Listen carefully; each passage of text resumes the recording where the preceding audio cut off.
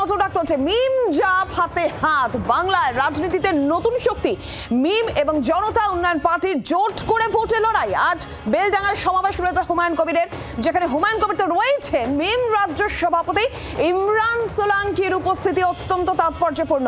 মিমের রাজ্য সভাপতি ইমরান সোলাঙ্কি মোহাম্মদ সেলিম নওশাদকেও ইতিমধ্যেই জোট বার্তা হুমায়ুন কবির দিয়েছেন এবং মোহাম্মদ সেলিমের সঙ্গে কথাও হয়েছে, এমনটা হুমায়ুন কবির যেমনটা জানিয়েছিলেন, সদর্থক আলোচনা। আর আজকে যেখানে এই বেলডাঙ্গায় হুমায়ুন কবিরের সমাবেশ, যেটা ব্রিগেডে হওয়ার কথা ছিল কিন্তু অনুমতি না পায় বেলডাঙ্গায় হচ্ছে, সেখানে মিম রাজ্য সভাপতি ইমরান সোলাঙ্কির উপস্থিতি মঞ্চে, সেটা অত্যন্ত তাৎপর্যপূর্ণ। নতুন সমীকরণ, নতুন জোট। সরাসরি বেলডাঙ্গা থেকে অয়ন ঘোষাল প্রতিনিধি রয়েছেন আমাদের সঙ্গে। অয়ন, এই মুহূর্তের ছবিটা যেখানে মঞ্চে ইমরান সোলাঙ্কি, মিমের রাজ্য সভাপতির উপস্থিতি, সব মিলিয়ে কতটা তাৎপর্যপূর্ণ এই মুহূর্তের ছবি বাকি?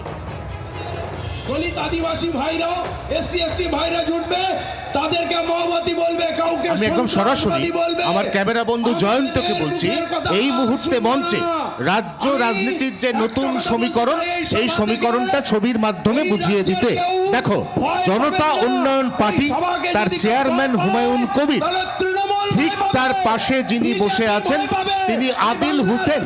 তিনি বিহারে অতি সম্প্রতি শেষ হওয়া একটি বিধানসভা নির্বাচন কেন্দ্রে এআইএমআইএম এর হয়ে প্রতিদ্বন্দ্বিতা করেছিলেন, সামান্য কিছু ভোটে হেরে যান এবং তার ঠিক পাশে তিনি বসে রয়েছেন চোখে চশমা পরে, হাতে মোবাইল নিয়ে। তিনি হচ্ছেন পশ্চিমবঙ্গে এআইএমআইএম এর রাজ্য সম্পাদক, যার নাম ইমরান সোলাঙ্কি অর্থাৎ হুমায়ুন কবির।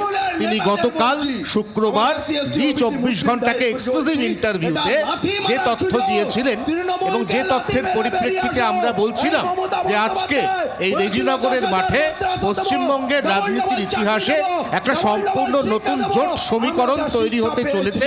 কার্যক্ষেত্রে এই মুহূর্তে মঞ্চের ছবি একেবারে সে কথাই বলছে। স্কুলে টিচার নেই, হাসপাতালে নার্স নেই, ডাক্তার নেই, ওষুধ নেই। অয়ন, এই জায়গা থেকে আরো একটা বিষয়, যদি এই নতুন জোট বা নতুন সমীকরণ, ইতিমধ্যেই আমরা জানি নওশাদ হোক কিংবা মোহাম্মদ সেলিমের সঙ্গে যে কথা হয়েছে হুমায়ুন কবির জানিয়েছিলেন, সেক্ষেত্রে মুর্শিদাবাদের রাজনৈতিক সমীকরণের কি প্রভাব পড়তে পারে এবং রাজ্যের সংখ্যালঘু ভোট ব্যাংকের ক্ষেত্রে বা কি প্রভাব পড়তে পারে? সামনে বিধানসভা নির্বাচন। আজ এই রাত রাজ্য শ্মশান হয়ে গেছে। আজকেই তো ব্রাত্য বসু বলেছেন, খ্যাপা খুঁজে ফেরে পরশ পাথর।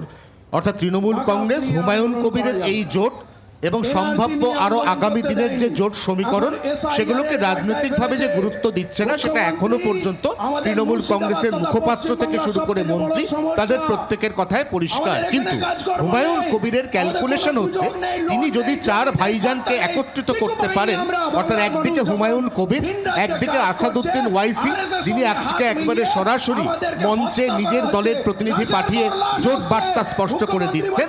এরপর রয়েছে ISF, Indian secular front, Abbas এবং নওশাদ সিদ্দিকী, এবং তার সঙ্গে অবশ্যই রয়েছেন সিপিআইএম এর রাজ্য সম্পাদক মোহাম্মদ সেলিম, যিনি প্রায় পৌনে 2 ঘন্টা কলকাতার নিউ টাউনের হোটেলে অতি সম্প্রতি একটি প্রাথমিক জোট বৈঠক সেরে গেছেন।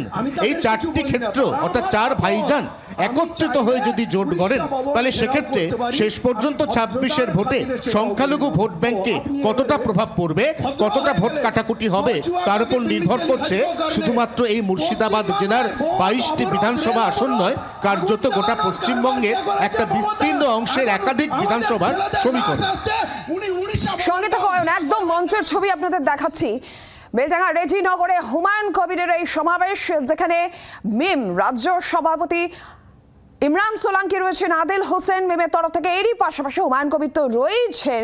এবং এই নতুন জোট বা নতুন সমীকরণ আদৌ কতটা ভোট ব্যাংকে তার প্রভাব পড়ে, মুর্শিদাবাদের রাজনৈতিক সমীকরণে কোনো বদল আসে কিনা, কিংবা রাজ্যের সংখ্যালঘু ভোট ব্যাংকের ক্ষেত্রে কতটা প্রভাব? যদিও তৃণমূল কংগ্রেস, রাজ্যের শাসক দল, এই জোট বা এই নতুন শক্তির সমীকরণকে গুরুত্ব দিতে নারাজ।